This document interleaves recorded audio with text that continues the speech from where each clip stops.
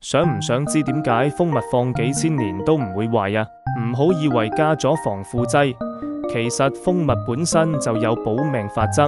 我哋本真野蜜嘅蜂蜜100%純天然野生，蜂蜜糖分高，水分低，細菌同霉菌一入去就會脫水，而且佢仲好酸，pH 值大概喺3到4.5之間，大多數細菌都難以存活。